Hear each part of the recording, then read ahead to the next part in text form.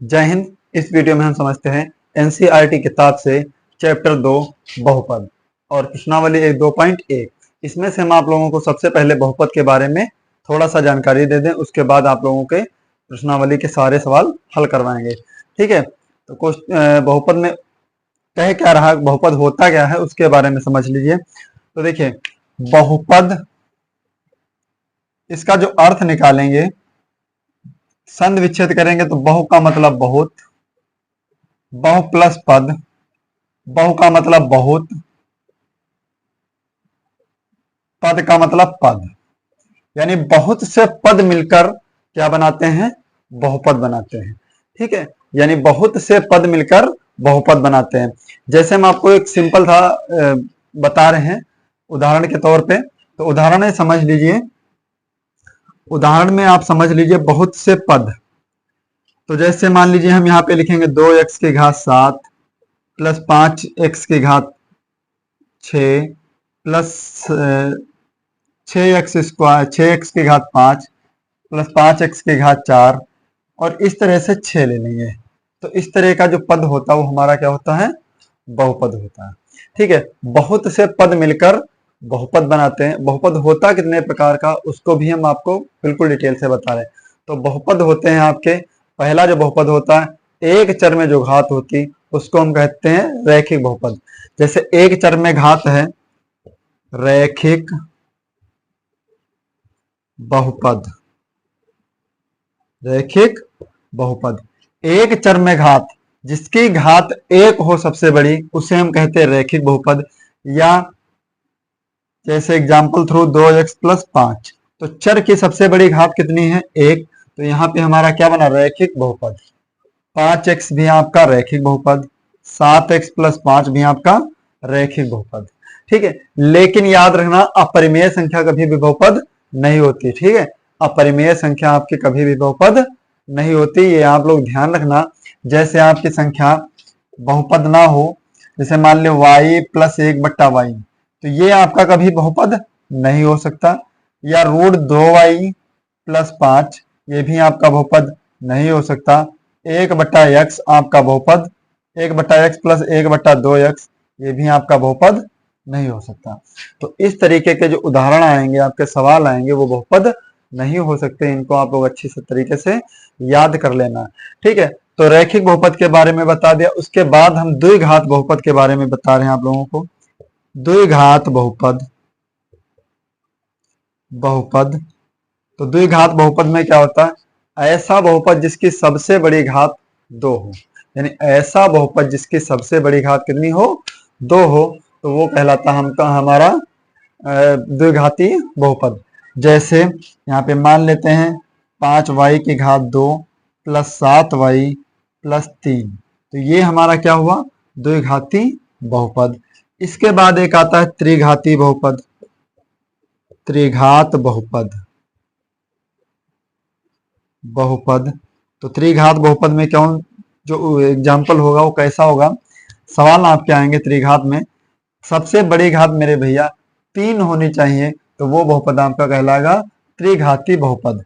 जैसे example through मान लीजिए 5k की घात 3, यहाँ पे हमने चर में k ले लिया, फिर 5k की घात 2, 7k प्लस 8, तो इस तरह का जो एग्जाम्पल होगा वो आपका क्या होगा, त्रिघाती बहुपद होगा। और सबसे बड़ी घात अगर 4 है तो 4 घाती बहुपद, 5 है तो 5 घाती बहुपद। लेकिन हम लोगों को जो पढ़ना है वो आप लोगों को पढ़ना पड़ेगा सिर्फ त्रिघात बहुपद तक ही आप लोगों को पढ़ना होगा। ठीक है, तो जितने फार्मूले आएंगे हम आपको प्रश्नावली के अनुसार आपके फार्मूले बताते रहेंगे, और उसके बाद हम आप लोगों को जितने भी बहुविकल्पीय प्रश्न आएंगे वो भी हल करवाएंगे। तो प्रश्नावली 2.1 में सबसे पहले देखते हैं 2.1। ये आप लोगों को उम्मीद करते हैं समझ आया होगा। आप लोग बताइए, इतना पतले पेन से लिखते हैं तो आप लोगों को समझ आता है पढ़ने में? ठीक है, नहीं समझ आता हो तो आप लोग कमेंट में बता दीजिए, हम वापस से आप लोगों का पेन, आप लोगों के लिए पेन चेंज कर लेंगे। ठीक है, तो 2.1 में पहला क्वेश्चन आपकी स्क्रीन पर देख लीजिए ध्यान से, क्या कह रहा, किसी बहुपद पी एक्स के लिए y बराबर पी एक्स का ग्राफ नीचे आकृति 2.10 में दिया गया, यानी 2.1 में आपका जो ग्राफ दिया गया वो y बराबर, एक ही सवाल है, पी एक्स, वाई बराबर पी एक्स का ग्राफ दिया गया है। प्रत्येक स्थिति में पी एक्स के शून्यकों की संख्या ज्ञात कीजिए। मेरे भैया पी एक्स के ज्ञात करना, ऐसे बहुपद जो यक्स को विभाजित करते हैं उसे हम कहते हैं पी एक्स के शून्यकों के बहुपद। तो जैसे पहला दिया है, आपकी स्क्रीन पर भी है, देख लीजिए। यहाँ पे एक्स अक्ष, एक्स डैश अक्ष, वाई अक्ष और वाई डैश अक्ष। यहाँ पे जो पहला सवाल है वो आपका देखिए, यक्स की रेखा पर कहीं पर विभाजित नहीं किया है, यक्स की रेखा पर कहीं भी विभाजित नहीं किया है। तो ये कौन सा बहुपद हुआ आप लोगों का? जो बहुपद आपका पी एक्स का मान आएगा वो शून्यकों की संख्या क्या होगी? तो शून्यकों की संख्या मेरे भैया होगी आपकी शून्य, शून्यकों की संख्या बराबर शून्य। क्यों? क्योंकि यक्स पर विभाजित नहीं किया है। क्वेश्चन नंबर 2 आपकी स्क्रीन पर, हम आपको किताब में बता रहे हैं, फिर आप लोग स्क्रीन पर देख लीजिएगा। कहाँ है? इसमें देखिए यक्स अक्ष पर कितनी, यक्स की रेखा पर कितनी जगह कट कर रहा? तो देखिए इस तरीके से एक जगह कट कर रहा। कितनी जगह कट कर रहा?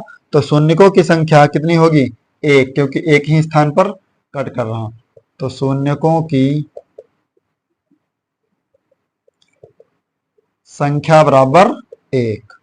फिर तीसरा सवाल क्या कह रहा है?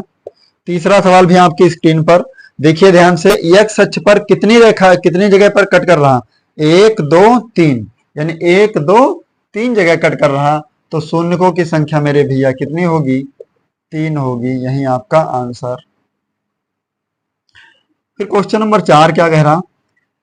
क्वेश्चन नंबर 4 देखिए, एक्स अक्ष पर कितनी रेखाएं कट की हैं? यानी इस तरह से रेखा बनी है, तो ये 2 जगह पे कट किया, आपके क्वेश्चन में भी दिख रहा है, आप लोग देख लीजिए। तो इसमें शून्यकों की संख्या क्या होगी?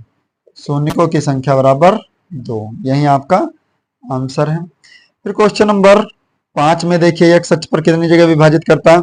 तो एक्स अक्ष पर जो विभाजित करता है 1 2 3 4, आपके क्वेश्चन में दिखा है, तो 4 जगह विभाजित करता। तो शून्यकों की संख्या क्या होगी? 4 होगी। तो शून्यकों की संख्या बराबर 4, आपका आंसर।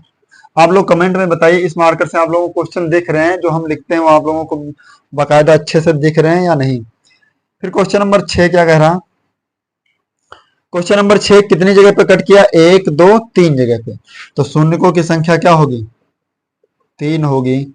आपका राइट आंसर 3। तो इस तरह से प्रश्नावली 2.1 के जितने भी सवाल थे हमने आप लोगों को बारी बारी से कंप्लीट करवा दिए। अगले वीडियो में हम आप लोगों को प्रश्नावली 2.2 के सभी क्वेश्चन हल करवाएंगे। आप लोगों को वीडियो पसंद आया हो तो आप लोग वीडियो को लाइक कीजिए, चैनल को भी सब्सक्राइब कीजिए। मिलते हैं नेक्स्ट वीडियो में, तब तक के लिए जय हिंद।